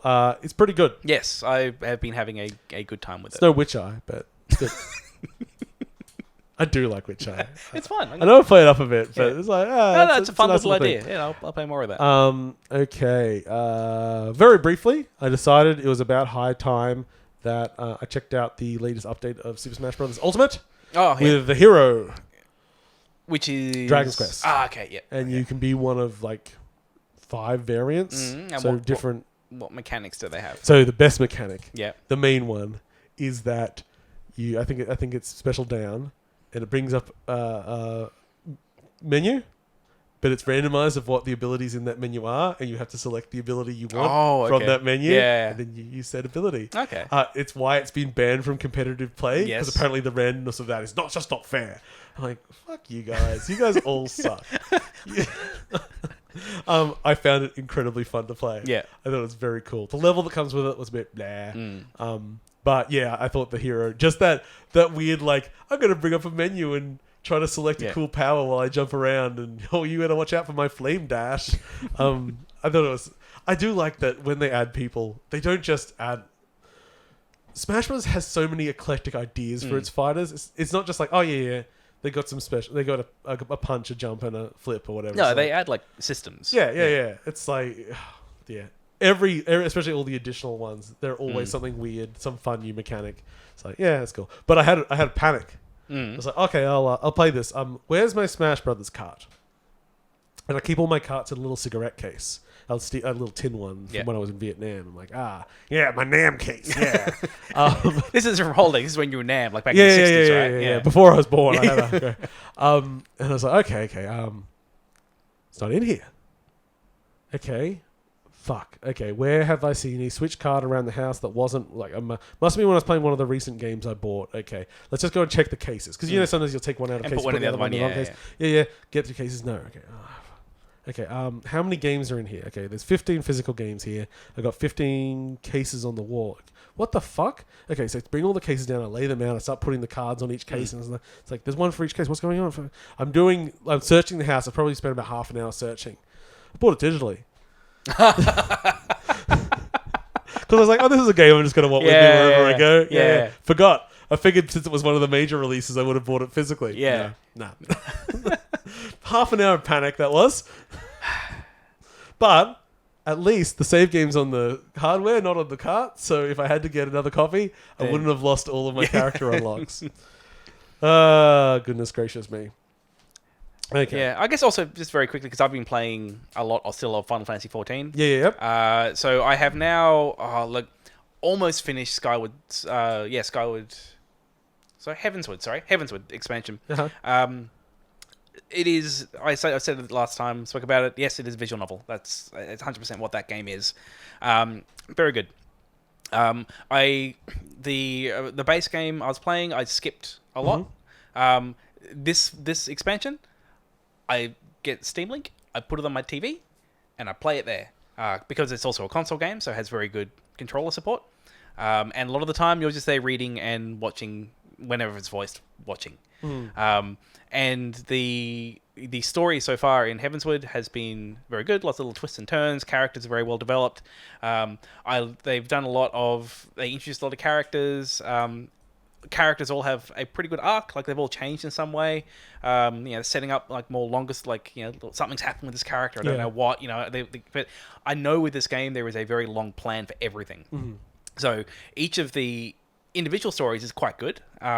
Especially, I've noticed that's really picking up. Like, I almost treat it like I'm going to play an episode, because each individual bit is a little self-contained. Pretty and quite good, yeah. and gives a little kind of thread for the next one. And so I have to kind of pull myself away from it. It's like, no, I probably should go to bed. But yeah, I have been surprised how much.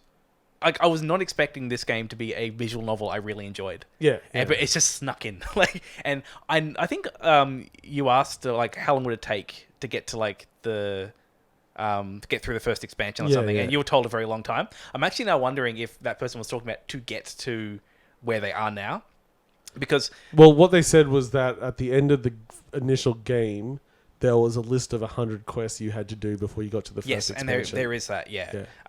And now there is a game. So basically, I finished the base game for Heavensward, and there is another set of quests before you can start the next one.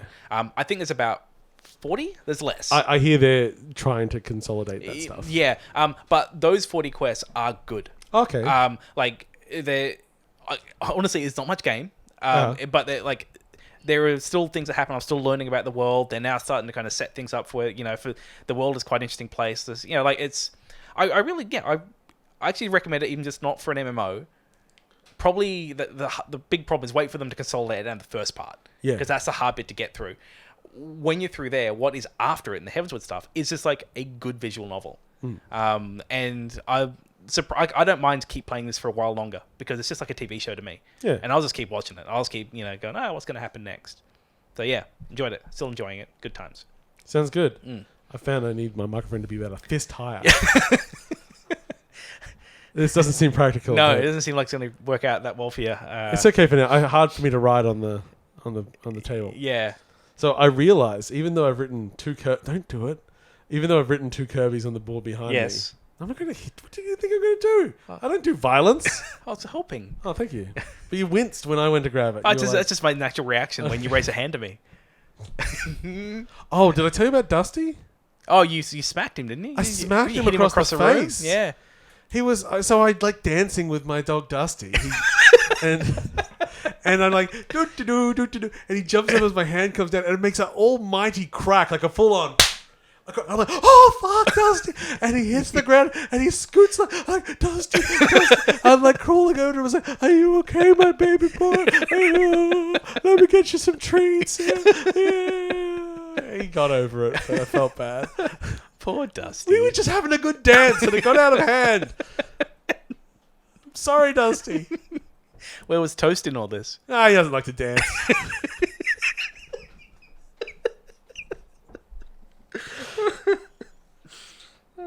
Dusty likes to dance. Anyway, yeah, violence occurs by pets. How do we? We were saying something about hitting. Oh yeah, hitting you because touching my mic. Yeah, that's all right. You're allowed to touch my mic if you want. But what I realized, I've got two Kirby's. Yes, two Kirby actually written behind me. Or not to be. I forgot to put the second Kirby game on the list. Was this the whipping game? Yeah, Whipsy on Switch. Yeah. And so this will be really short, and you know why? Not out yet? No, it's out. It's out today, I think. Oh, okay. It looks super cute. I didn't finish the first level. Oh, you didn't? It's like stupidly easy. It's like, well, that's all right. Kirby's stupidly easy. Do-do-do. Whip doesn't feel that good. It's a bit stiff. You know, that whip's important to feel good. Yeah, it feels like it should be like, but you know, it's early. I mean, I'm sure I get rid of the rhythm. Boop-a-doo. Walk into this room. It's just like there's a water channel with spikes above it and below it. Okay, I'll just, I guess, float down through this buoyant water and touch the spike. I'm dead. Okay. Why have I just lost all my lives? And there's no checkpointing or anything. I just got to start the game again. I'm on the first level of this stupidly easy game. Yeah. What? Why is this so... Nothing else insta-kills me. Why did the spikes insta-kill me? I'm just like, you know what? No, I'm not in the mood. Not in the mood. Okay, fair. I do need to give it a better shake of the head. I actually had it open there before I was editing the Game Club. I'm like, I'll just try to get a few levels in before I do it. Couldn't do it. I was too excited about Witch Eye. So... It's weird. Witch Eye is weird how much it has actually consumed my thinking. Because I'm obviously not playing it all the time, or I would have finished. You would have finished it. It's not that long. It's not that long of a game. It's probably you could probably beat it in, an hour and a half or something. Yeah. Like I don't know. Second half maybe gets real crazy. Admittedly, I'm starting to have some really hard fights halfway through the game. Well, not really hard, but hard. Like I've died a few times. Yeah. But boy, it does make the idea of going to the toilet just that little bit better. Oh boy, oh boy, oh boy. Oh, here we go. Oh, I hope it's a sit-down one. Here we go. Yeah, Witch Eye's good. Yeah, Whipsy, that's an unfair review. I'll give it some more time.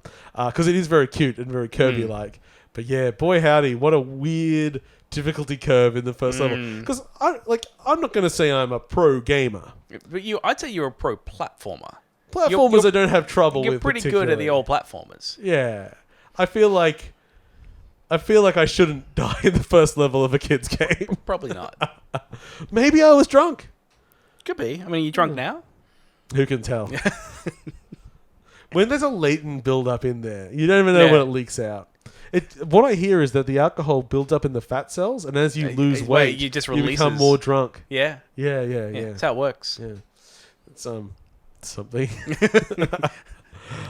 Okay, that's all good. Now, you've played a little bit of Rebel Galaxy Outlaw. Yes, and much like the release of the game, it will be spoken about last because it came out at a time when a bunch of other things did. It was so released, much stuff is out. I felt one of the reasons I bought it is, I mean, I've been watching this game for a while, and I've wanted it for a while. But one of the reasons I bought it when there was so much stuff to play was it came out the same day as No Man's Sky patch dropped. And I'm going to say if you have a Venn diagram of people who like No Man's Sky and people who like Rebel Outlaw Galaxy, they're probably going to overlap.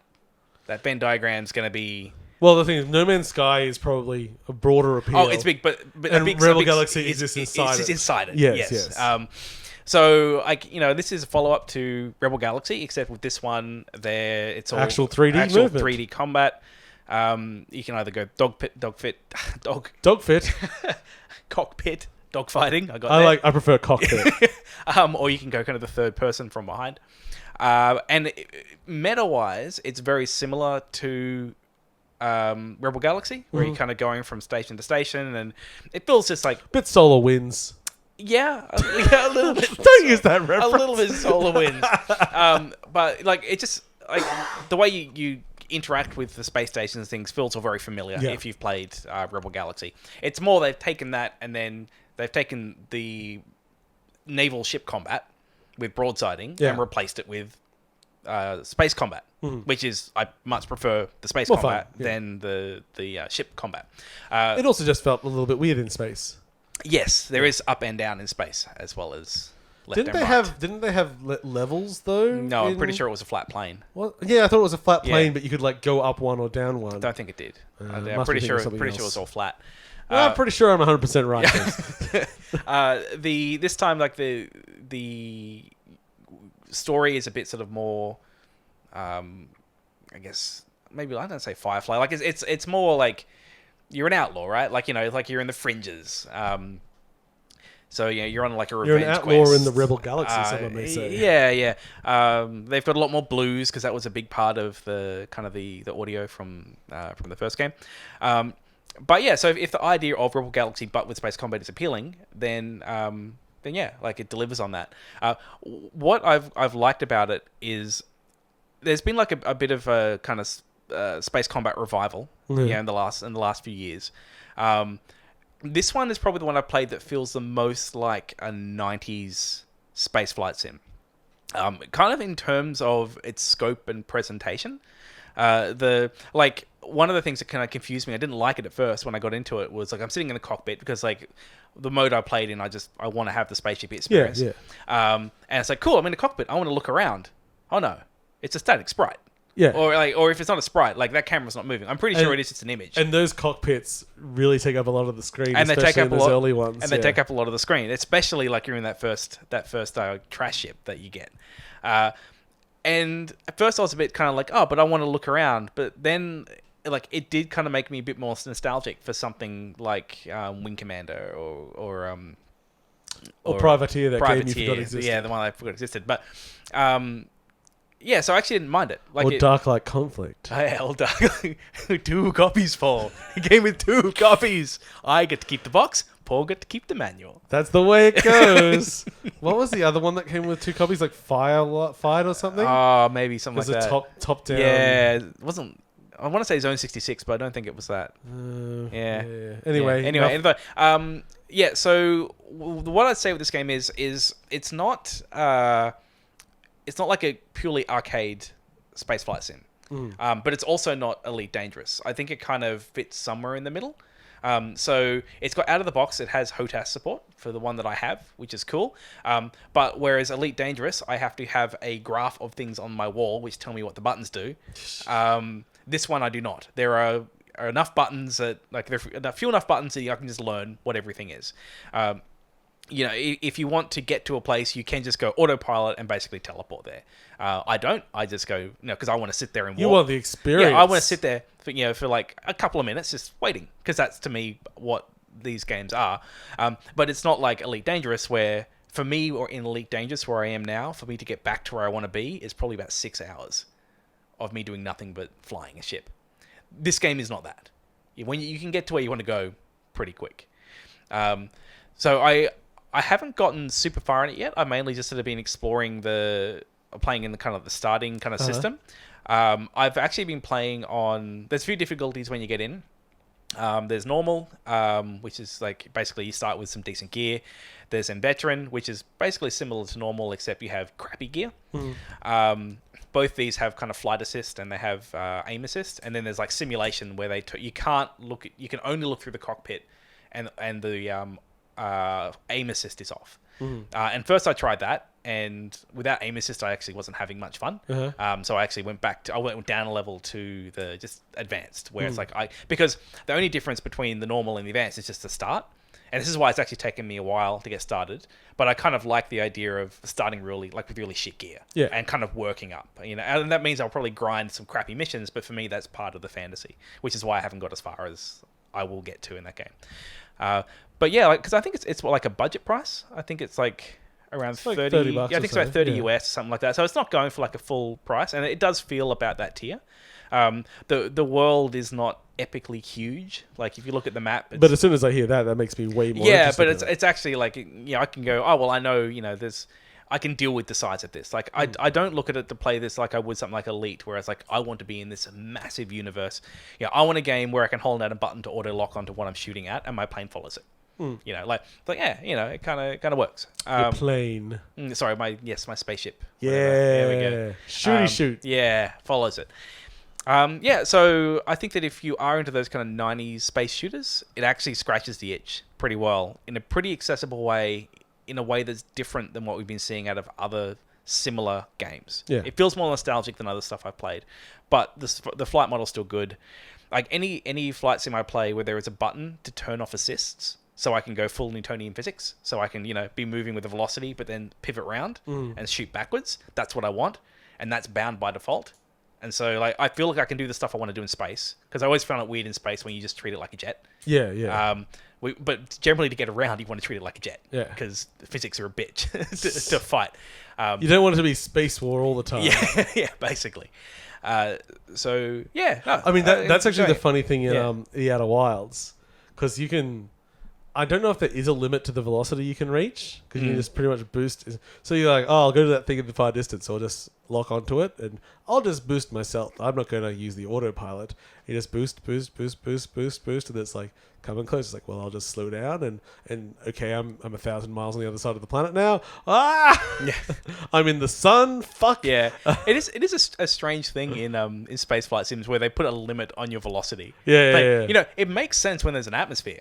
At some point, you're going to have the wind resistance. Even in space, it makes no sense. If you have technology that can boost you in space, it will just keep boosting. Whereas, you. because Elite Dangerous will do that. It will you can watch your speed, and when you have to go a very long way, that number gets real high. Yeah. Because you will just keep accelerating, and then it becomes more about when do you slow when down. When do you accelerate? Yes, that's the important part, because it'll take a while. But yeah, I so far Rebel Outlaw Galaxy has been really good. Really enjoying it. We both had a quick look at the Dragon's Quest 11 demo. I didn't have a lot of thoughts, because after watching the intro video, which was pretty fun and very attractively made, basically Moses, I started the actual game, and I lasted like 3 minutes before I went like, this isn't for Paul. It's not a Paul game. It looks good. Yeah. It looks really nice on the Switch. But yeah, they've done a really good job. Frame rate is good. Looks good. I mean, about the only thing I noticed where they pared it back was like the dog didn't have fur. But I'm also playing it handheld, and I don't care. Yeah. Like this kind of game, I would prefer to have in that form. You'll be able to continue your save game from the demo. So, like the only thing that's really stopping me from playing it now is because I know I can keep my progress going, and the game's not out for a while yet. I think it's like another couple of months away. I'm not sure. Yeah, I can check. Yeah, like I think it's like I don't think it's next month. I think it might be August. Sorry, not August. We're through that. October. I think it's in October. So I feel like I don't want to get to the end of it. I don't want to start getting into it, because I know I'm going to get it, and then have to wait a couple of months if that feels weird. When is it? Okay, this is not this. I said S. Damn it. Yeah, but the main thing I want to know was, what does it look like? How does it run? And it looks good and runs well. I mean, the thing, it's a turn-based game anyway, so it's not like if the frame rate isn't super smooth, it doesn't really matter. You suck, Google. I think it's 27th of September. Oh, okay, so maybe kind of late. Yeah, see, like at this point, I'll just wait. It's another month, Yeah. I mean, I don't know. Maybe it's a very lengthy demo. I'm not sure. But I heard people say about an hour. Yeah, so I don't want to play for an hour and then wait a month to play. Yeah, fair enough. Yeah, it seems pretty good. Yeah, that's most of what we had around, really. It's been a really busy time, actually. And we've got so many... So Astral Chain will be out by the time this episode's out. Blair Witch is out, as we said. Knights and Bikes just came out yesterday, which is a game I was been looking forward to. Then there's, so many things just about to come out. I don't have the time. I don't have the time, James. There's too many good games. And then I bought Phoenix Wright Collection. Why would you buy it again? I wanted to play it again, and then I'm like, how many times have you bought this now? Have you bought this? No, because Phoenix Wright, I do not actually have the whole trilogy. I think I only own the first 2. Okay. Yeah. So I was like, I never did finish it. Yeah. So now is time to, and I never bought it on mobile or anything. Yeah, yeah. So I got it on Switch, and I got the title screen and then fell asleep. I'll play it again. I promise. I promise to play it again, Daddy. I'm sorry, Daddy. I've ordered myself a mobile phone mount for an Xbox controller. Oh, yeah? Because as of next iOS, well, I can do that with this phone because I've got the beta installed. They've finally added controller support out of the box where it'll be interesting to see how many things support it. Yeah. It'll be good. Well, I mean, from because I'm doing Apple development at the moment, making stuff for phone at the moment. They like controller is a big part of it. So I'm expecting there'll be. It's actually been an interesting problem implementing controller because the official MFI standard that Apple has fewer buttons that are on the it doesn't have the left and right click. Okay, yeah, that's not the biggest. It's not a big thing, one, but it still has fewer. Yeah. So I don't know. Yeah. What games are going to be like for? I guess most things probably don't really support it. And that's click anyway. That's my big feeling on the thing, that most games on mobile still won't have it. But if we can start getting like that Apple Arcade niche that does care a bit more, then maybe we do. Yeah. But then it's like, do I want that form factor? It's still mobile. Like, you start getting the grips for the controller and stuff like that, where additional hardware, and at that point is that easier than having a Switch or my secret dream. Well, not secret. What I want to happen is for whenever Arcade is going to be announced. Generally, September's generally when they do shit. I assume it'll be soon. I want them to say, all right, we're releasing a new phone. It's really powerful. And by the way, that thing will just stream with low latency to your Apple TV. Yeah. Then it'd be like, okay, cool. That's basically now become its own platform. I mean, you can do HDMI out of them. Like, it's basically a Switch already. Yeah. Well, I think what they want is for like a kid to be able to say, I want to play my Fortnite on the TV with a controller. What fresh hell have you just introduced to me, James? Like, if they can get that market, like if they can like make this a way that people play the popular games on phone. The only good thing about bringing a child into the world now is that Fortnite will be over by the time they're old enough to play it. No, what I really bought this thing for was that I don't know when Beyond the Steel Sky is coming out. It's still at the launch. I don't know if it's going to be at launch of Apple Arcade or it's down the line. I'm not sure. I was pretty sure they said launch, but I might be making it up. I'm actually not sure. Also, I want to apologize for picking on Fortnite. It's fine. The game's fine. It's just children I don't like. I want to play that game. I want to play Beyond the Steel Sky with a controller. I don't really want to play with touch controls. James, I just want to say at this point. Yeah. Whilst I'm very interested in Beyond the Steel Sky, let's not build up hopes. No, Paul. The hopes are high. The dream. Is I bet the barely advertised sequel of a 90s adventure game that no one gives a fuck about is definitely going to be the killer app of the year. What's been going on with Joey? Let's find out. I also want to know this, James. But I'm just saying, maybe hope to be surprised than expect to enjoy yourself. Are you telling me this is going to be a Broken Sword 5 scenario? Very much good. This could be a Simon the Sorcerer 3D scenario. Oh, I hope not. I hope not as well. I want it to be good. I'm not saying it will be bad. I'm saying you really don't have a reason to think it'll be good yet. Graphically it looks okay. That's about it. Like, I saw some people complaining about the first puzzle, the bridge puzzle. It's like, I believe it's literally the first puzzle in the game. Not judging it by that. But also, haven't seen anything amazing. Look, do you think it'll be Space Venture? Look, let's not bring Space Venture. It's a sad case. It is. Oh, the sad tale of a Space Venture. I should check. Yeah, do you know recent updates in Space Venture? So Space Venture was 2 guys from Andromeda who did. Scott Murray and was it Murray or Scott Miller? Murphy. Scott Murphy sounds and right. someone else. And the other fella. The other one. The other one. And Scott was the one who was diagnosed with cancer, and I think that basically bankrupted. They had like a relatively early Kickstarter to make a Space Quest spiritual successor, and it's not gone well. No, they released a Five Nights at Freddy's clone. Somewhere in the middle. That was weird. Yeah. I mean, like, it's been fascinating to watch, but also very sad. Yeah, because it was like the guy, he got quite sick, and then a lot of it, he had to kind of pull off the project. And speaking of like angry people on the internet, there's one thing that fucking infuriates me with the Kickstarters is the people that call failed Kickstarters, the ones that have been Kickstarted and they're not delivered, scams. Because like, whilst there probably has been some fun mismanagement in some of them, even the biggest train wrecks of them, I've yet to see one that's like, you know what we'll do? We'll do this incredibly difficult, stressful campaign thing to get money, and then we'll pretend to do work for 5 years, and then we'll be bankrupt, and then we'll be laughing all the way to the bank. So the reality of that scam is that even if they got, say, $200,000, which was very high for most, and they've taken 4 years to do that, that means if you divide that by the $200,000 by the 4 years, that's $50,000 a year. It's not much. For a team in most Yeah, cases. for a team. And that team will have not been earning money, so they will be investing their own time into it. Like this is a very bad scam. It's an awful scam. It's a terrible, terrible scam. It's like, no. Sometimes shit just doesn't work out. You know how that's like, and that is what people do have to remember with Kickstarter thing. I do Kickstarter a little less these days. But also just because the landscape has changed so much. Yeah.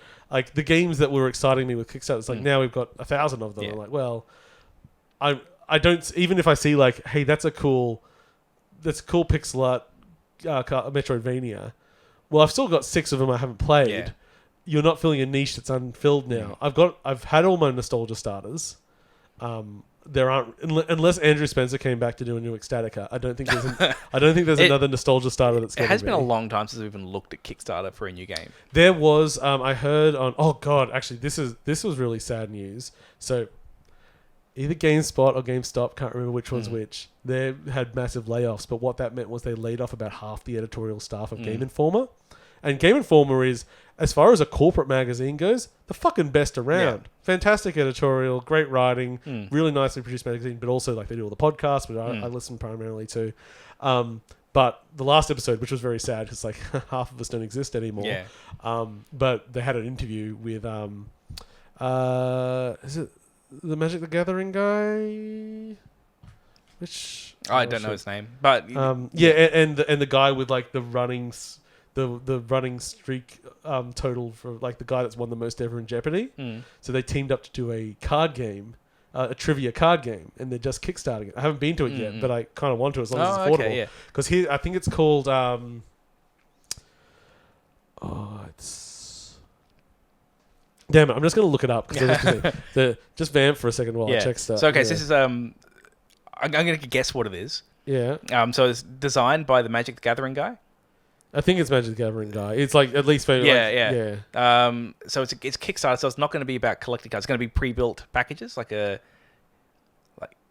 going to sell like blocks of trivia questions?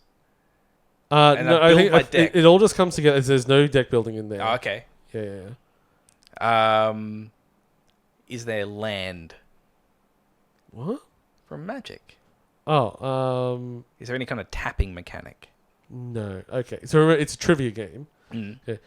It has such a great name that also is what the thing is. It's called Half Truth. Oh, okay. So is it about sort of like trying to get someone to guess whether or not you're lying?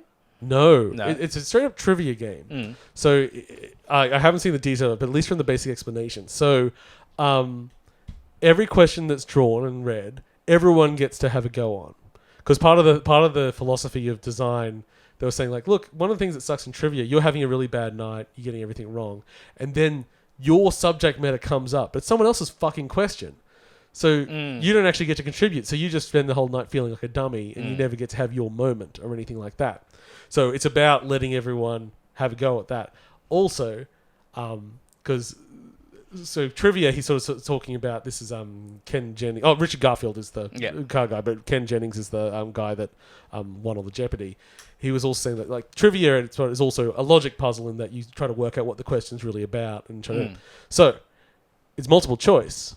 There are 6 answers to every question, of which 3 are correct. Oh, okay. So one is like, if you get one right, that's like worth the majority of the points. This is like a multiple choice question I did in uni. That was like this. So it was like you had to get like the certain number right out of like you didn't know how many were right. Yeah. Anyway, I hate those ones. Those are the worst multiple choice. But this is like but the 3 right and the 3 wrong. Yeah. But I believe that if you guess 2 of them and the second one's wrong, you basically negate your first point.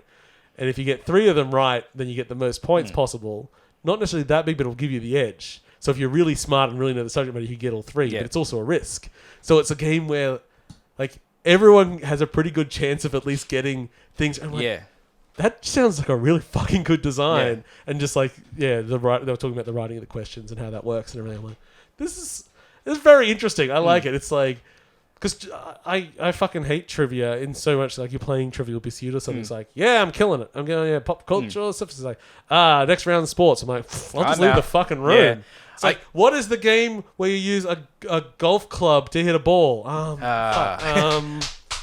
Lacrosse? I had an idea for a Jackbox game before we were talking about this. So when you said Half Truth, this is the game I imagined. Was so you have 2 people. They're both given some kind of like obscure piece of trivia. One of them is true, one of them is not. They both have to try and convince the group that they're that's nice. The true one. That's my game. That's my pitch. My Jackbox pitch. That's strong. I like that. That one works well. Yeah. You could turn that into a card game too. You could have like and you just have to convince, and then there's just Half Truth. I'm still in that idea. Yeah, good. Release it first. We came up with this game. We copied the name. Goodness gracious. That's cool. Okay, that pretty much brings us to the end. So check out YouTube if you're interested in the Control Game Club. We're happy for anyone's input. It's a fun game. You know what? I was going to... Oh, you know what? I never spoke about the Hotline Miami collection. I just said that it got banned again. Yeah. Oh, so it's those 2 games. Oh, yeah. That's what I assumed. Okay, that's it for... It's a... Literally, the collection is... The 2. There's a menu, just select 1 or 2. It is a collection, but there's just those games. Yeah. There's no by additional the slimmest of margins, anything. it is a collection. But they're good games. They play well on the Switch. It's good. And let us remind you, whilst banned in Australia, there is no such thing as region restrictions on the Switch. You can just make an account for another country and go online and buy an eShop card from another country and buy it. Yes. It's not that hard. I have accounts for Australia, UK, US, and Japan.